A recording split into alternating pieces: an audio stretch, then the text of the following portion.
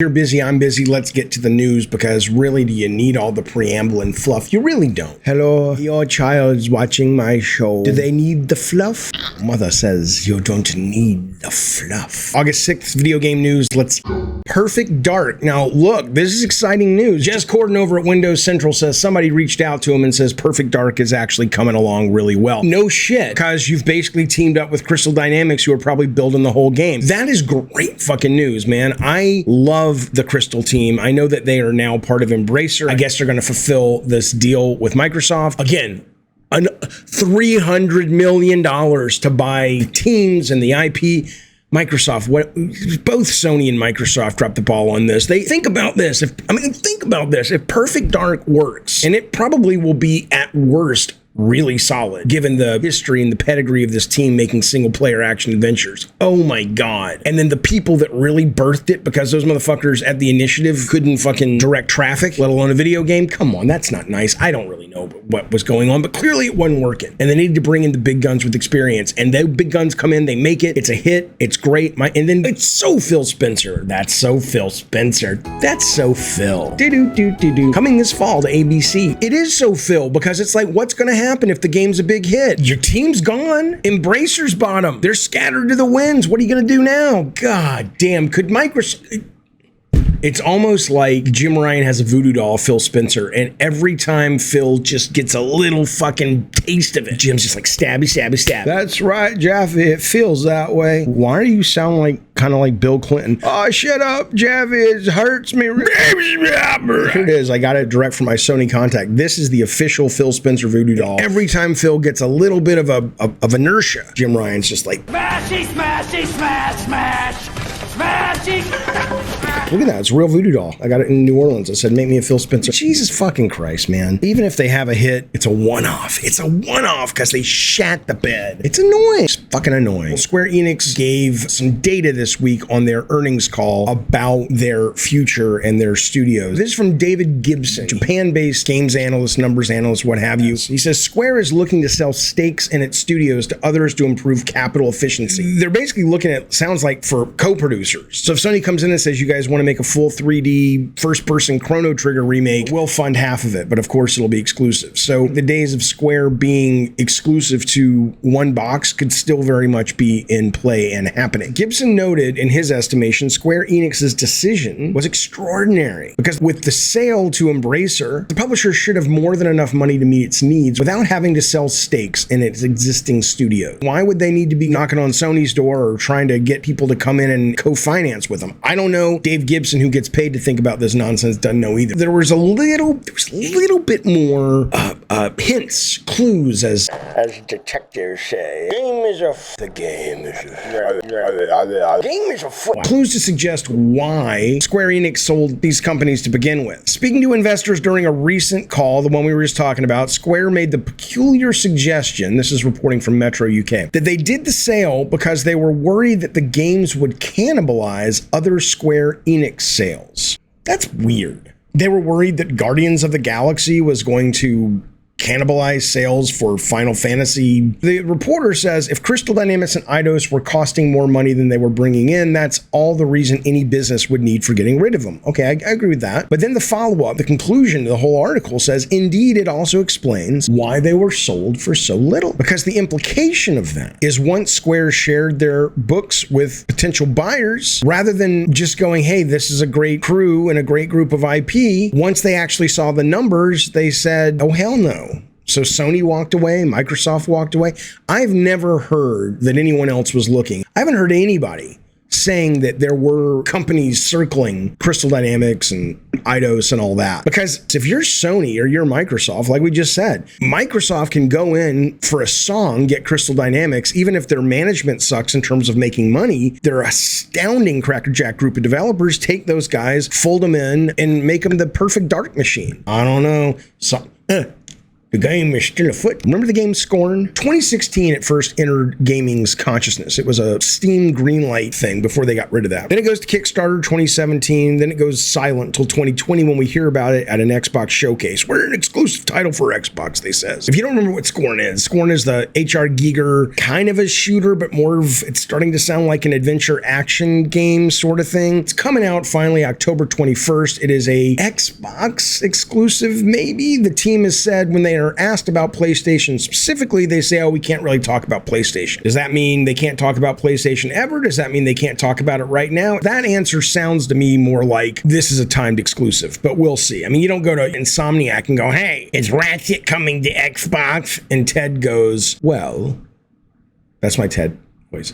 Well, he's not British at all. Well, we're not talking about Xbox right now. We're talking about Ratchet on PlayStation. Come on. This seems like a timed exclusive. I don't know what the game is yet. I still haven't seen more than 2 minutes of gameplay uninterrupted. The director came out and said, hey, this is not a AAA game or a small team or a passionate, scrappy bunch of lads. I don't have any idea if any of that's true. He did come out and he said, hey, it's not AAA, it's AA, we're a small team. Keep your expectations in check. He says the game will take you about 4 to 7 hours to play, depending on how good you are at the puzzles. And he specifically mentioned puzzles. So my guess is this is looking and shaping up to be more and more of a adventure action game. So maybe there's a little shooting, but it's not a shooter. It's definitely not a shooter. But, you know, it's free. It's day one Game Pass. Maybe it's the next big cult indie classic, or maybe it's just a game that has been gestating for 6 years, 6 goddamn years. And it's just going to come and go. And it's one of those games that was greenlit and loved and talked about because the visual style is admittedly staggeringly good. It's not the first game. It's new Giger, however you say his fucking name, but it's certainly one of the best in terms of the visual presentation of that great visionary's artwork. A lot of times games get by on that until you play them and you're like, oh, this could be that, or it could be the beginning of the next big thing. We'll find out in a few short months. October 21st is when Scorn burrows its way into your vagina. Quake Con will be digital again this year, August 18th. It is an online digital only event. I believe it's totally free. They have dropped their schedule. Friday's the big day with just tons of online streams, everything from Quake to Fallout. There's a conversation, I believe the head of Machine Games, the folks who do Wolfenstein, and now they're doing Indiana Jones. I don't know if there'll be any news drop there, but he's talking about game development. The one that I'm also excited about, which I do think I'll be streaming, is there's a 30-minute conversation with Arcane Austin, which is the guys making Redfall. I don't know if it's going to be with Harvey Smith. It says Arcane Austin will take you inside their upcoming squad-based vampire shooter Redfall with new insights, gameplay details, and more. Now, I can tell you, Redfall at first did not interest me. It seemed when it was first announced like another one of those Left 4 Dead, Back 4 Blood, PvE co-op 4-player shooters that is just, how many more of these fucking things do we need? But Pete Hines, the head of Bethesda, was on stage at the deeper dive of the Bethesda showcase earlier in the summer, and he talked this up pretty fucking good. He was saying that, yeah, it's got elements, of course, of Left 4 Dead. It is that kind of game as well, but it's also an arcane game, which means there's lots of systems, there's lots of ways to go about exploring and solving the challenges of the game. And he also said, which excited me, that the narrative aspect of it, the storytelling aspect of it, and I don't think he just means cutscenes, but it is an adventure that even if you just play it by yourself, it will feel like a satisfying single-player adventure. And when I think about that, when I think about these cool looking vampires taking over an American town and you going in to stop it, I'm like, okay, I'm more interested than I was before. Hopefully, because there's no release date for this yet. All they've said right now is 2023, so we don't really know. The reason I think they might drop the release date for Redfall is Microsoft seems to have gotten on this philosophy, which is like, don't reveal release dates and don't talk your shit up if you're not ready to drop information people want. My guess is that Starfield still doesn't know when it's releasing because there is no release date for Starfield either. There's nothing at Quake Con about Starfield. And again, maybe that's just Microsoft going, we're not bringing Starfield to Quake Con because we don't have a release date. We don't want to give up too much more gameplay until we put out the gameplay with the release date, which could be coming soon, but they just don't know yet. I think it's a good thing. Does it suggest that the game is still having more problems? I mean, we don't know that. Who the fuck knows? But there is no Starfield coming. There is a really interesting rumor about Starfield. Do you see this? This is weird and cool. This is the rediscovered patents for the Wright brothers' first, quote, flying machine, the airplane. 1903, and here's the patent number right here, 821393. If you go to one of the Starfield trailers, you see that patent number on the ship. So this patent apparently was filed March 23, 1903. This is PC Games telling you this. Since March 23, 2023 would be 120 years exactly since the Wright brothers' first patent, and the date will also be a Thursday, which is when games traditionally release in the US. Perhaps this is the release date, March 23. Could be. Who the fuck knows? Kind of interesting theory, because I know the trailers have talked about the Wright brothers, I believe, like the whole romanticizing flight and adventure and taking to the skies and all that. So this could actually be something. Maybe it was something, and they're like, shit, we ain't making March 23, boys, and so they just ain't saying anything. Look at that. That's pretty cool, man. Look at that patent. Think about that, man. Think about that. Change the world. Change the fucking world. People are awful, and then they're not, and they do shit like this. They still could have been awful. I don't know how they were as humans. If we can just survive, baby, we're going to get out there into the planets. We're going to discover what the fuck's going on. That's the game. That's the game, I think. I think if there is a creator or an AI or a computer that says, hey, here, you little fucking amoeba motherfucker, zap, I gave you a little bit of energy. Let's see where you end up. And if we can just survive, man, look what we can do. Shit's cool. And finally, I want to turn you on to something. To give my fanny oath. This is out now. Is it great? God, no. It's called One Up. It literally is sitting at 2 stars. Paris Barlick, who's this actress here with the platinum hair, starred in an outrageous esports college comedy about an all-girl gaming team that takes on the sexist boys club. I've watched about an hour of it. It's kind of like a poor man's Pitch Perfect set in the esports world. It has some funny moments. This is kind of one of those movies you watch when it's like a Tuesday and you're sick at home from work and you're like, fuck it, I'll watch it. And it's like, it's just kind of cool. It's kind of cool.